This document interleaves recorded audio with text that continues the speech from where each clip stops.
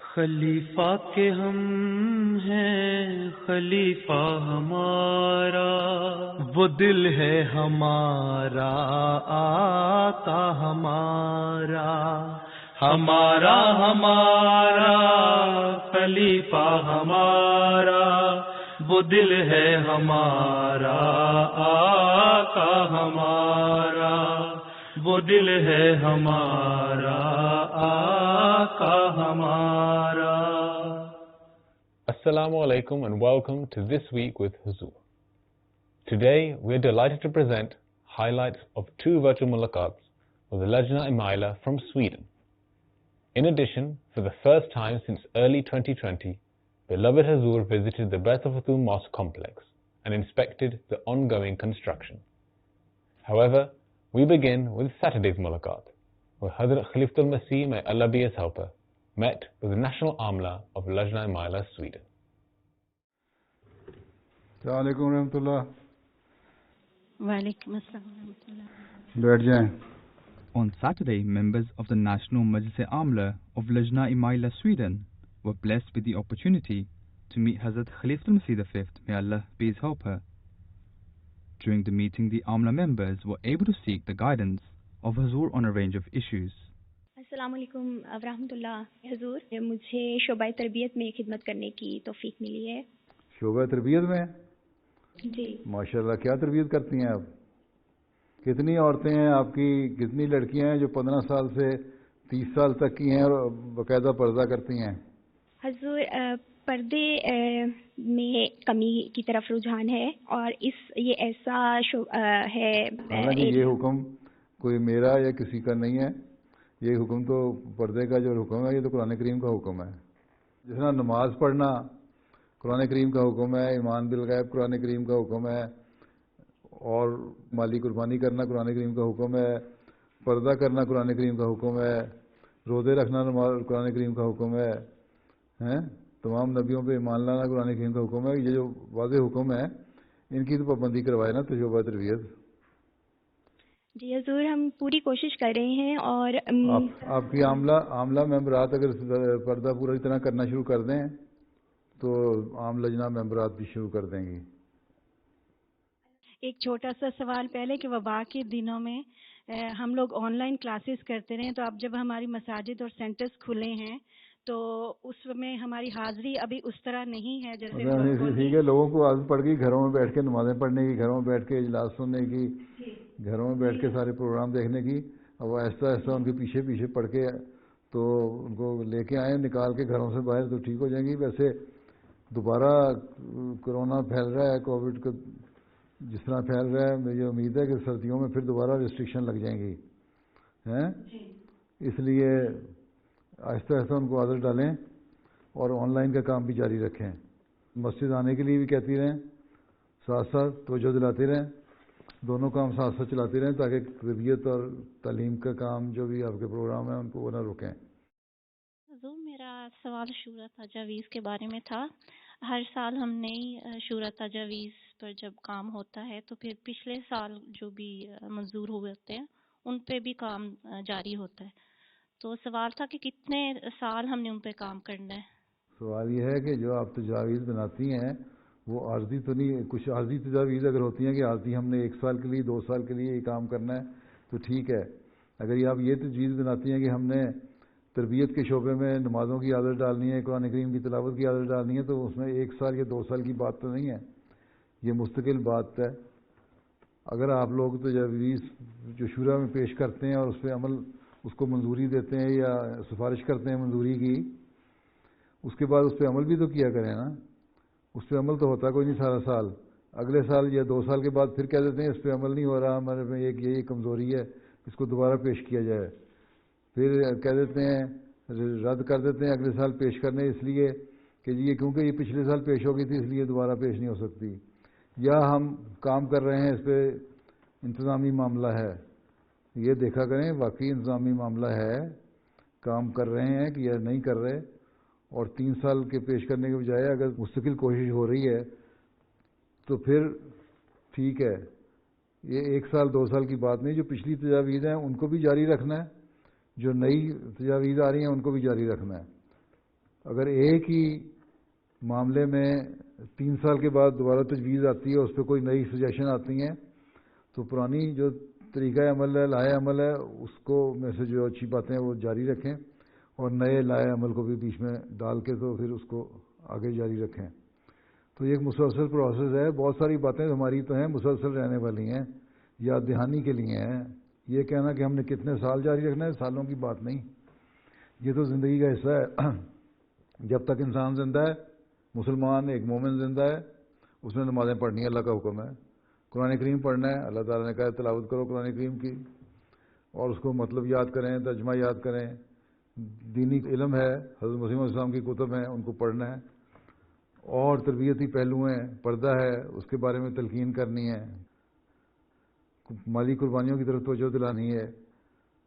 اس کے علاوہ بھی بہتری کے لیے، خدمت خلق کی بہتری کے لیے، انسانیت کی بہتری کے لیے کوئی تجاویز آتی ہیں، ان کو جاری رکھنا ہے. تعلیم بچیوں میں رائج کرنے کے لیے، پڑھانے کے لیے، بچوں لجنہ کو توجہ دلانے کے لیے کہ اپنے بچوں کو تعلیم حاصل کریں، اس کو توجہ دیں، یہ جاری رہنے والی چیزیں ہیں. تو یہ تو ایک مسلسل عموماً وہی باتیں ہوتی ہیں جس کو ہم نے جاری رکھنا ہے. یہ کہنا کہ جی 3 سال ہو گئے اس لیے اس کو ختم ہو گیا، ختم نہیں ہوا. وہ 3 سال میں آپ نے اس پہ عمل نہیں صحیح طرح کیا، اس لیے اس کو دوبارہ پیش کرنے کی ضرورت پیش آ گئی. ٹھیک ہے؟ اگر آپ عمل کرتے رہیں ان ساری باتوں پہ جو تجاویز ماضی میں جو بھی آپ کی شورا ہوئی اس میں منظور ہوئیں، تو آئندہ آپ کے پاس کم تجاویز آئیں گی اور عمل زیادہ ہوگا. ٹھیک ہے؟ ہم ہر سال شورا رپورٹ لیتے ہیں، تو کام تو جاری ہے جو بھی پرانے سالوں تو معیار کام کا ہونا چاہیے، اس طرح جاری نہیں ہے. اس معیار کو حاصل کرنا ہے اپنے. جی انشاءاللہ. معیار آپ کا یہ ہے کہ 100% نتیجہ. جس دن 100% نتیجہ حاصل کر لیں گی، اس دن مجھے آپ کہیں کہ ہاں ہمارا کام بڑا اچھا ہو گیا. ٹھیک ہے؟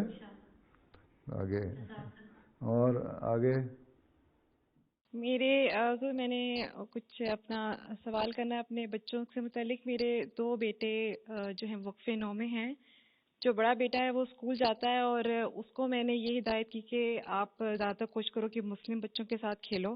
نہیں، ہر ایک کے ساتھ کھیلو، ہر ایک کے ساتھ کھیلو. مسلم بچے کون سے بڑے نیک ہیں؟ جی یہی بات ہے حضور، میرا تو یہ خیال تھا. تو لیکن وہ جب اس کو کہا جاتا ہے کہ آپ نماز کا ٹائم ہو گیا ہے، تو وہ کہتا ہے کہ باقی مسلم بچے بھی ہیں، وہ تو نہیں، نماز وہ تو ٹھیک ہے. اسے کہو تم مسلمان ہو، اس کو ہر ایک کے ساتھ اس نے رہنا ہے، ہر ایک کے ساتھ انٹریکٹ کرنا ہے، ہر ایک کے ساتھ کھیلنا ہے. یہ امتیاز کرنی ہوتی. ہاں یہ اس کے دماغ میں پہلے ڈالیں کہ تم ہر ایک کے ساتھ بے شک کھیلو، لیکن یہ یاد رکھو کہ تم مسلمان ہو. اور ہم مسلمان جو ہیں وہ نمازوں کے وقت نماز بھی پڑھتے ہیں. ہمیں اللہ میاں کا حکم ہے، اللہ تعالیٰ اس بات پہ خوش ہوتا ہے، ہمیں انعام دیتا ہے. کتنی عمر کے ہیں بچے؟ حضور میرا ایک بیٹا 10 سال کا ہے، ایک 6 سال کا ہے، اور ایک 3 سال کی بیٹی ہے. ٹھیک ہے، جو ان کو ذہنوں میں ڈالیں کہ دیکھو تم مسلمان ہو اور ہم مسلمان ہیں، ہمارا یہ کام ہے، اللہ تعالیٰ نے ہمیں اتنی چیزیں دی ہوئی ہیں، اس کا ہم شکر ادا کریں. اگر دوسرے نہیں کرتے تو وہ ان کا معاملہ اللہ کے ساتھ ہے، لیکن ہم احمدی مسلمان ہیں اور ہمیں اپنا اچھا نمونہ دکھانا چاہیے. اور یہی باتیں تم اپنے دوستوں کو بھی بتاؤ کہ جب ہم کھیلتے ہیں، سارا کچھ کرتے ہیں، پڑھتے ہیں، لیکن جب نماز کا وقت آتا ہے تو اللہ تعالیٰ کی عبادت بھی کرتے ہیں. تو اس لحاظ سے ان کے ذہنوں میں یہ بھی ڈالتے جائیں کہ تمہاری ایک اہمیت ہے ایک احمدی مسلمان بچہ ہونے کی حیثیت سے. اس لیے تمہارا ایک ایسا کام ہے جب تم نمازوں کے وقت آئے تو تم نے اپنے دوستوں کو بتا کے نماز پڑھنی ہے، پھر دوبارہ کھیلنے لگ جاؤ. اس سے ان کے دوستوں پہ بھی اچھا اثر ہوگا کہ ہاں تھوڑی دیر شاید کچھ ایسے بھی ہوں جو مذاق اڑائیں، تو اس سے کہنا تم اگر کوئی تمہارا مذاق بھی اڑائے تو تم نے اس کا برا نہیں منانا یا شرمندہ نہیں ہونا. ٹھیک ہے؟ کیونکہ ہم دین جو ہے ہمارا اصل چیز ہے. تو بچوں کو گھروں میں کوئی وقت لگایا کریں نا، آدھا گھنٹہ ان کی تربیت کریں، ان کو ساتھ دوستانہ ماحول پیدا کریں، تو وہ آپ کی باتیں سنیں گے بھی اور بات مانیں گے بھی. یہ تو ڈپینڈ کرتا ہے کتنے تعلقات ہیں آپ کے بچوں کے ساتھ. اگر صرف کھانا دے دیا ان کو اور کہہ دیا جا کے سو جاؤ اور دبکے شبکہ مار دیا یا تھوڑی دیر کے لیے بیٹھ گئی ان کے لیے، تو کوئی فائدہ نہیں. جب بیٹھیں تو ماں باپ دونوں کا کام ہے کہ بچوں سے دوستانہ ماحول میں ڈسکشن کریں، پوچھیں آج اسکول میں تم نے کیا کیا، کیا پڑھا, کیسا ماحول گزرا, کن بچوں سے کھیلے, کس طرح ہوا, ان کی ایکٹیویٹیز میں حصہ لیں, جو اچھے کام انہوں نے کیے اس پہ انکریج کریں, ان کو اپریشیٹ کریں ان کو. تو اس طرح پھر وہ آپ سے دوستانہ ماحول بھی ہوگا, اور ہم ہر بات جو ہے آپ کو آگے بتائیں گے بھی اور آپ کی باتیں مانیں گے بھی. ٹھیک ہے, چلو صدر صاحبہ وقت ہو گیا آپ کا. جزاکم اللہ احسن الجزاء. اچھا, اللہ حافظ, السلام علیکم ورحمۃ اللہ. The following day, members of the Ahmadiyya Muslim Women's Student Association in Sweden were blessed with a mulaqat, during which they were able to ask Hazur a range of questions, including a question about ensuring Jamaat events were conducted in an eco-friendly and sustainable way. پہلی تو یہ ہے کہ عموماً ہمیں ری cycle چیزیں جو ہیں وہ استعمال کرنی چاہیے.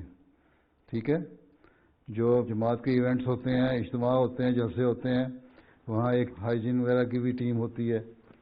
وہ اس کا یہ کام ہے کہ جہاں وہ جو دوسری فیسلٹیز ہیں ان کا میں ہائیجین کا استعمال رکھیں, وہاں اپنا جو ایٹماسفیئر ہے, ماحول ہے, انوائرمنٹ ہے, اس کو بھی صاف رکھیں. ٹھیک ہے, اور وہاں سے گند جو اٹھاتے رہیں, جو ری سائیکل پلاسٹک کی چیزیں ہیں ان کو علیحدہ رکھیں, جو ڈسپوزیبل چیزیں ہیں ان کو علیحدہ رکھیں, اور گورنمنٹ کے تو بن بنے ہوتے ہیں اور اس کو علیحدہ پہلے سے بات کی ہو, جو ٹرک اٹھا کے لے کے جاتے ہیں تو وہ جو ڈسپوزیبل آئٹم ہے, ری سائیکل آئٹم ہے, ان کو اس بن میں ڈالا, جو ڈسپوزیبل ہیں ان کو اس میں ڈالا تاکہ اس کو وہ ڈسپوز آف کر سکیں اپنے کسی طریقے سے. تو ہماری یہ ذمہ داری ہے کہ ماحول کو صاف رکھیں, گند نہ ہونے دیں. ہماری عادت یہ ہے, ہماری لجنہ کی ممبرات بھی اور آپ لوگ بھی کہانی یہاں کھڑے ہو کے مجھے سنا تو نہیں ہے, لیکن طریقہ یہ تھا جوس پیا, جلتے جلتے ڈبہ ٹھک کر کے وہاں پھینک دیا ہے سڑک پہ کنارے پہ. ٹھیک ہے, پرواہی نہیں کی, اور پانی پیا, بوتل خالی ہو گئی ہیں, تو بجائے یہ کہ 10 قدم پہ بن پڑا ہوا اس میں جا کے ڈالیں, بن بیگ میں ڈال دیں, یا بن جو پڑا ہوا ہے بڑا باکس اس میں ڈالیں, وہیں پھینک دیں گی.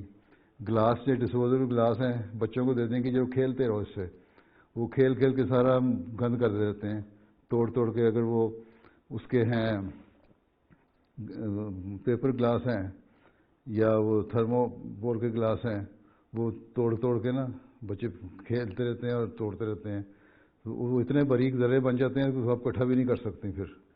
ٹھیک ہے, تو یہ تو ایجوکیٹ کرنے کی ضرورت ہے ان اجتماعوں پہ, لجنہ کو بھی, ناصرات کو بھی, بچوں کو بھی, کہ اپنی چیزیں جو ہیں اس طرح پھینکا نہ کرو. اگر استعمال کیا ہے تو اس کو بن میں ڈالو, اور جو پھینک دیتے ہیں اس طرح, وہاں ایک ٹیم ہونی چاہیے ہمارے اجتماعوں پہ جو سارے کچھ اکٹھا کرے اور ان کو بن میں ڈالے, اور پھر جو ری سائیکل چیزیں ہیں وہ ری سائیکل بن میں چلی جائیں, جو دوسری ڈسپوزیبل ہے ان میں ان کو ڈسپوز آف کرنے کے لیے علیحدہ بن میں ڈالا جائے. ٹھیک ہے, جزاک اللہ خیر. السلام علیکم حضور. میرا سوال یہ ہے کہ یورپین یونین نے ایک نیا لا پاس کیا ہے جس پر ایک امپلائر ایک حجابی امپلائی کو فائر کر سکتے کوئی ایکسپلینیشن کے بغیر. تو حضور آپ ہمیں کیا ایڈوائس دے سکتے ہو, کون سی گائیڈ لائنس؟ بات یہ ہے کہ نہایت اہم قانون ہے, اس کے خلاف آوازیں بھی اٹھ رہی ہیں. ٹھیک ہے, اور یہ تو ہیومن رائٹس کے خلاف ہے.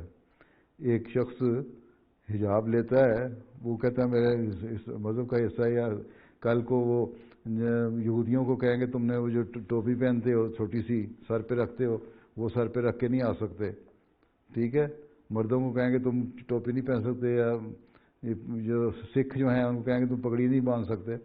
تو جو ان کے رائٹس ہیں ان کو تم ڈینائی کر رہے ہو, تو اس لیے قانونی غلط ہے. آپ یہ عہد کرتی ہیں میں دین کو دنیا پہ مقدم رکھوں گی. ٹھیک ہے, اگر کہیں ایسی جگہ نہیں پھر نوکری ملتی جہاں حجاب کی اجازت نہیں ہے, اس کے بغیر حجاب اتارے بغیر نوکری نہیں ملتی, تو آپ اس نوکری کو چھوڑ دیں. انسان کو چاہیے کہ دین کو دنیا میں مقدم رکھے. یہ عہد کیا ہے نا, ہر دفعہ عہد دہراتی ہیں اپنے اجلاسوں میں, تو پھر یہ عہد ہے. اور اس کے خلاف لیگل فائٹ بھی کرنی چاہیے, اور شور بھی مچانا چاہیے, لابنگ بھی کرنی چاہیے. قانون جو بنائے ہوئے ہیں انسانوں کے پارلیمنٹوں میں, یہ کوئی شریعت کے قانون تو نہیں جو ہمیشہ قائم رہیں گے. اس کے خلاف آوازیں اٹھیں گی, ایک وقت آئے گا جب یہ قانون ختم ہو جائیں گے. کئی ان کے اپنے قانون بنائے ہوئے ہیں جو ایسے ایسے ختم ہو رہے ہیں. تو ہمارا بھی کام ہے کہ آواز اٹھاتے رہیں, آج نہیں تو 5 سال بعد, 10 سال بعد, یا اگلی نسل کو کم از کم آزادی مل سکتی ہے. لیکن ایک بنیادی بات ہمیں یاد رکھنی چاہیے کہ ہم نے دین کو دنیا پہ مقدم رکھنا ہے, ٹھیک ہے. اور جو یہ کر رہے ہیں وہ غلط کر رہے ہیں. اور پھر یہ ایک طرف کہتے ہیں ہیومن رائٹس کی باتیں کرتے ہیں, دوسری طرف جو رائٹ ہیں عورتوں کے اسلام کے اس کو ڈینائی کر رہے ہیں.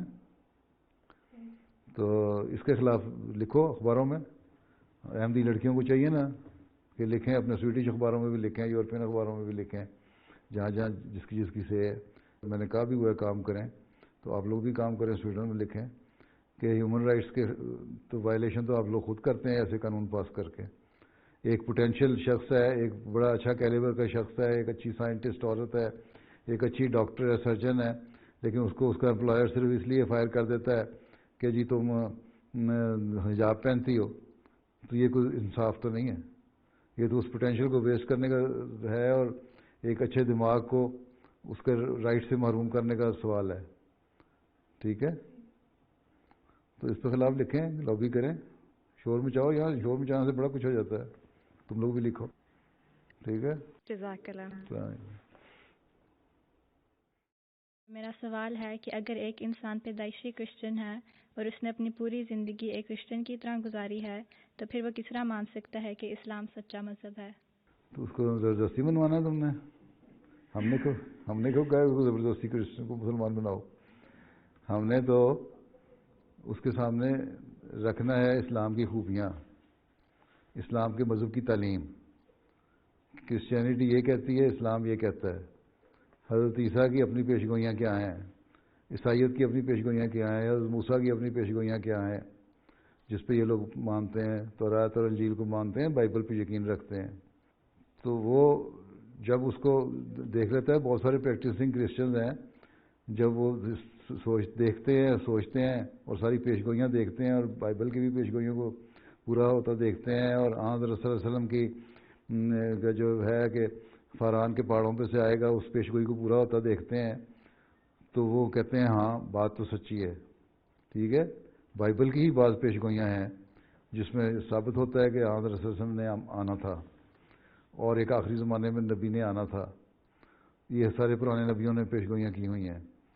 تو اس کو اگر یہ تعلیم کی سمجھ آ جاتی ہے اور وہ سن لیتا ہے اور مان لیتا ہے تو پھر اس کی ٹھیک ہے. لیکن قرآن کریم نے تو کہہ دیا ہے کہ دین میں کوئی جبر نہیں. ہم نے زبردستی کسی کو مسلمان نہیں بنانا. اللہ تعالیٰ نے یہ تو کہا ہی نہیں کہ زبردستی بناؤ, نہ کبھی اسلام نے کبھی زبردستی بنایا, ٹھیک ہے.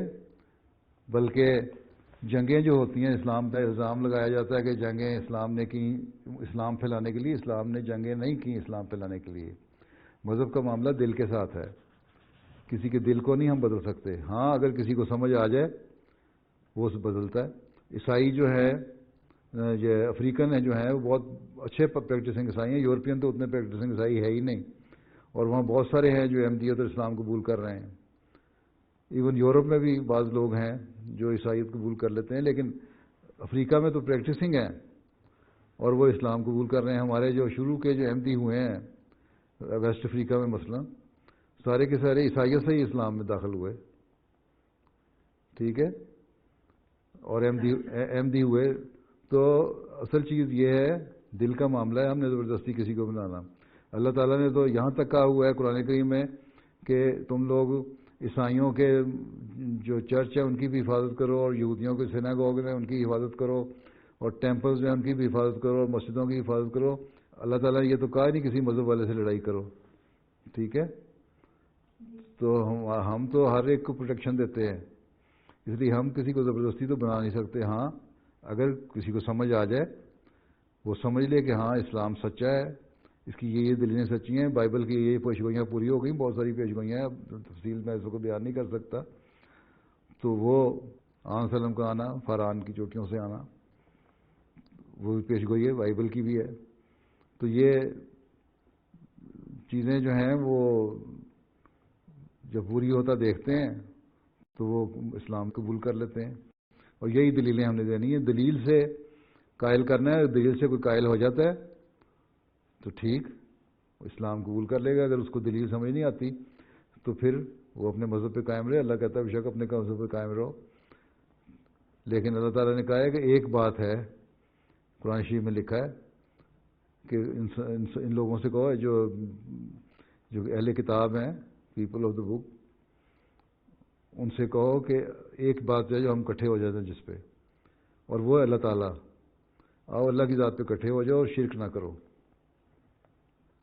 ٹھیک ہے, تو ہم نے صرف یہی باتیں کہنی ہیں ان سے. باقی ہر ایک کا اپنا اپنا دین ہے, اپنا مذہب ہے. لیکن یہ ظاہر ہے کہ اسلام بہرحال سچا مذہب ہے, کیونکہ ہر نبی نے اس کے آنے کی پیشگوئی کی تھی اور اس کی پیشگوئیاں پوری ہو رہی ہیں. اور حضرت صلی اللہ علیہ وسلم آخری شرعی نبی ہیں اور قرآن کریم آخری شرعی کتاب ہے. یہ پکی بات ہے, یہ قرآن شریف نے بھی لکھ دی.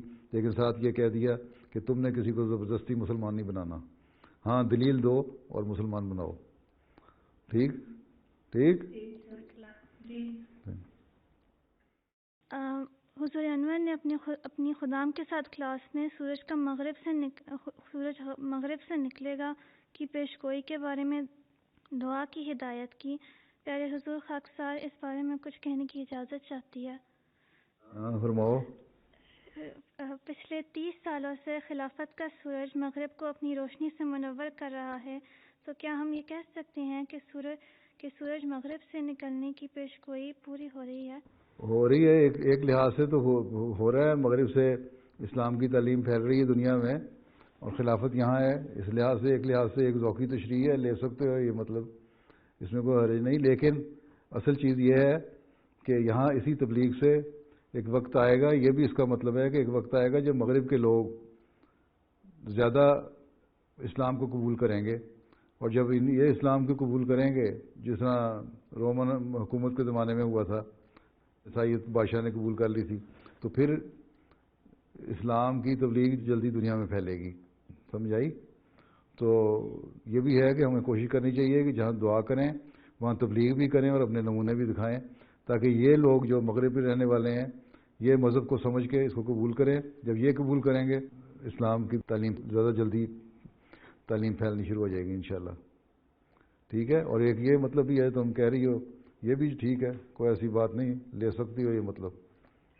ماشاءاللہ بڑا اچھا پردہ کیا ہوا ہے. چلو ٹھیک.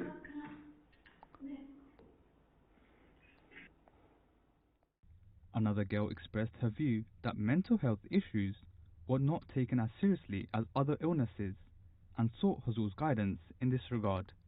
اگر کوئی تھوڑی بہت ذہنی ڈپریشن ہو جاتا ہے کسی کو, یا کوئی اور ذہنی بیماری ہو جاتی ہے, یا کسی وجہ سے آٹسٹک ہو جاتے ہیں بچے, یا بڑی عمر میں آ کے بعض دفعہ آٹسٹک ہو جاتے ہیں, تو ان کا صحیح طرح علاج ہونا چاہیے, ان کی صحیح طرح نگہداشت ہونی چاہیے, ان کا خیال رکھنا چاہیے, ان کی فکر کرنی چاہیے, اور جو ممکن علاج ہے اس کو کرنے کی کوشش کرنی چاہیے. ان کے جذبات کا بھی خیال رکھنا چاہیے.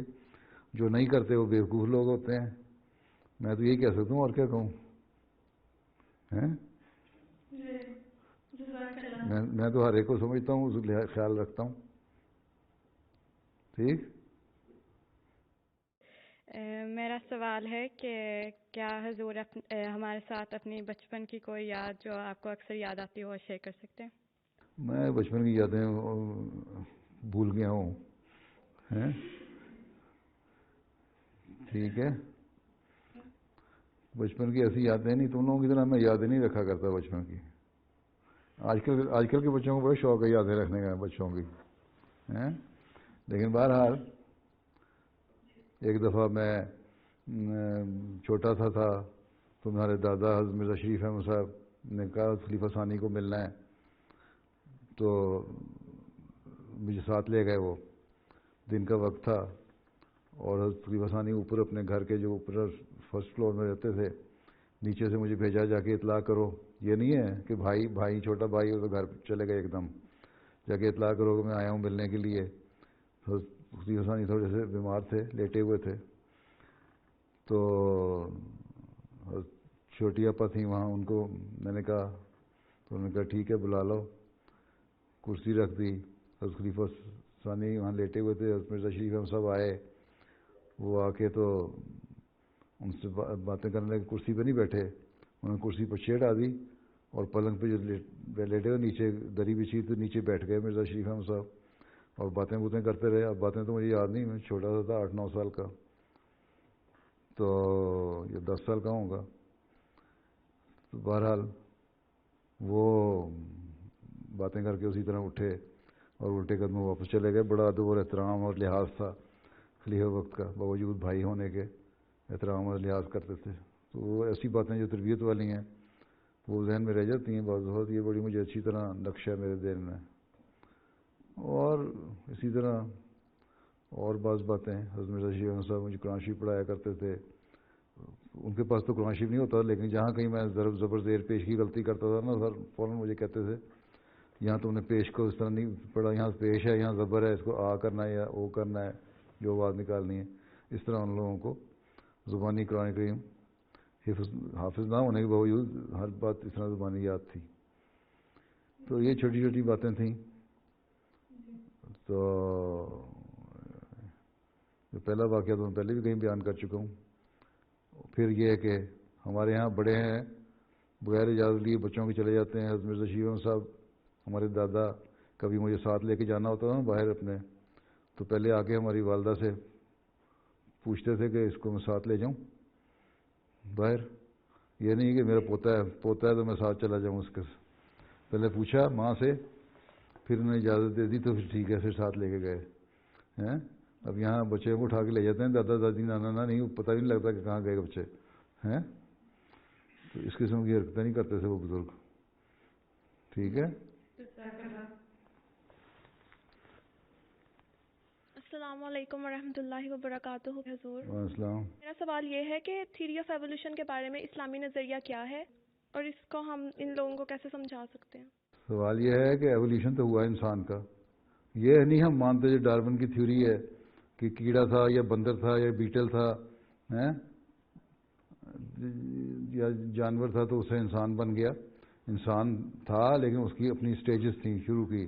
انیشل سٹیجز میں وہ بالکل ہی حرکتیں اس کی ایسی تھیں جیسے وہ بندر والا کیو میں رہنے والا یا جنگلوں میں رہنے والا تھا.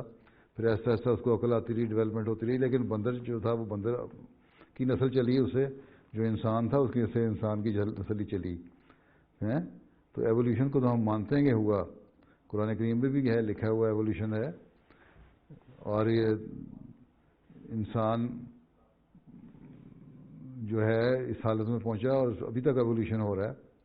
اس لیے ہم تو یہ نہیں کہتے کہ ایولیوشن نہیں ہوا. انسان کا ایولیوشن ہوا اور اس سٹیج پر پہنچا. ابھی بھی مختلف حالتیں پیدا ہوتی جا رہی ہیں, لیکن جو بندر تھے وہ بندر تھے, جو بیٹل تھے وہ بیٹل تھے, جو جانور تھے وہ جانور تھے. یہ ہم نہیں مانتے کہ ڈارون کی تھیوری صحیح ہے, لیکن یہ ہم مانتے ہیں کہ ایولیوشن ضرور ہوا. ٹھیک ہے.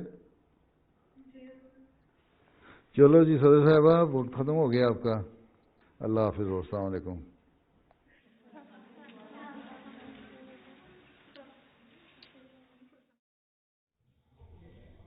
On Tuesday, for the first time since the start of the COVID-19 pandemic, Hazrat Khalifatul Masih V, may Allah be his helper, visited the Bedford Mosque in London. During the visit, Hazur inspected the construction progress of those areas of the mosque complex that are being rebuilt following the fire at Bedford in 2015. اس میں حضور 12-13 ہزار لوگ نماز پڑھ سکیں گے جب ساری کمپلیٹ ہوگی. حضور یہاں سٹون لگنا ہے اس کے اوپر اور سائڈ پہ ریمپس بن رہے ہیں, disable ramp.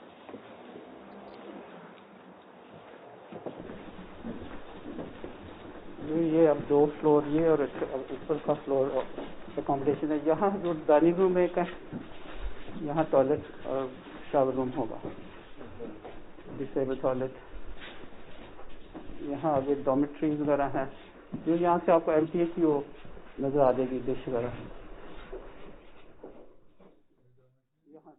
Huzur inspected the various halls, offices and accommodation rooms and gave guidance and instructions for the project, which it is hoped will be fully complete by Jalsa Salana UK 2022, inshallah.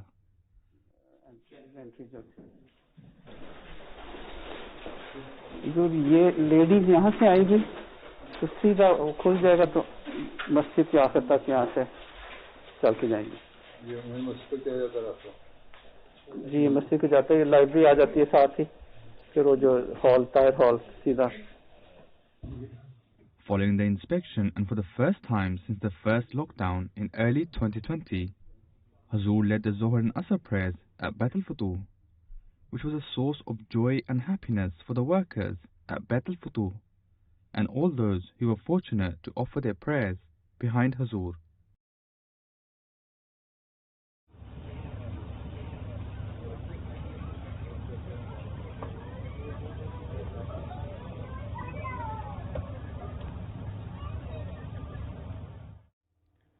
Those were highlights of just some of beloved Huzur's activities over the last week. We now end with our final segment, the Friday Sermon Summary. In today's Friday sermon, the last in the series of sermons on the subject of Hazrat Umar radiyallahu anhu, Huzur narrated an incident from the Battle of Uhud which illustrated the complete love and devotion Hazrat Umar radiyallahu anhu had towards the Holy Prophet sallallahu alaihi wasallam. جنگ احد میں جب جنگ کا پانسا پلٹا